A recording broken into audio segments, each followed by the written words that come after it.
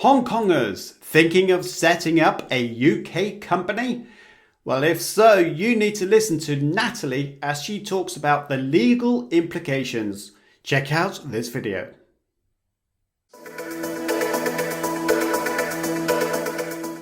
The inquiries I've had from Hong Kongers that have come over is one specifically wanted to set up a Chinese convenience store when they come over. And what I was saying to her is, and she wasn't quite aware of this because why would you be? But the most common sort of limited company is by shares. And I was sort of saying to her that you need to be giving everything thought. So the choosing of a name of the company, for example, that in itself has rules. Choosing the directors and the secretaries as shareholders, figuring out the articles of association, which are the written rules that govern the running of the company. All of that needs to be really well thought. And I think that if you find yourself in that specific situation, or if you've already got a company in Hong Kong, I think the best thing to do, as Simon's saying, is reach out to the panel and actually let's just go through your case specifically, because it's quite difficult to sort of provide varied general advice on things that are, very individual. Just to quickly add on from a personal experience, I wish when I was moving around different places, I had a panel like this where I can actually sort of seek out for help. I had to learn all the nitty-gritties myself, and especially the UK, one of the most complex systems in any kind of area in the world. Yeah. Where it took I'm lucky because in my profession actually I have to learn all this in order to become qualified as a wealth manager. Obviously having worked with Natalie, having worked with Simon, you have to know about the different rules and taxes and legal side of things, and they're there to support. So, I've been lucky, but obviously aware that not everyone is going to be, in this profession. So reach out to us if you have any questions.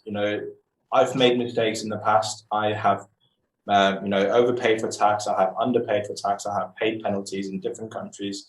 And now all the lessons that I've learned, will be the reason why we try to help you avoid. Essentially, that's the goal, really. So reach out to us.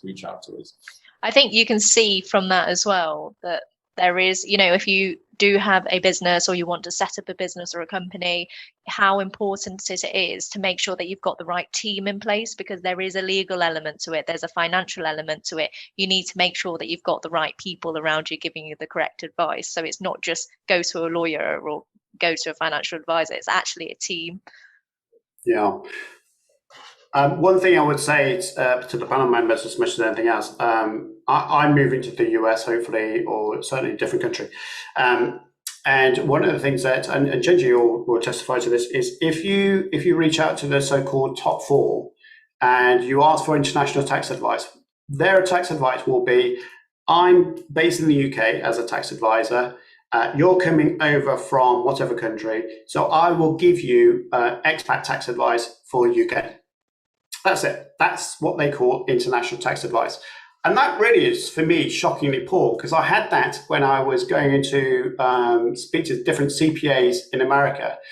And they told me personally, no, this is the tax rules for US. And I said, but I was asking for international tax advice. What do you have? You're apparently meant to be international tax advisors. Oh, well, yes, but what we mean by that is that you're international wanting to pay US tax. Well, that's not planning, is it, from an international perspective? And just give you some highlights into this. When we at Optimize talk about expat tax, we have a number of live events coming your way. All you need to do is go to www.optimizeaccountants.co.uk and then move over to live seminars.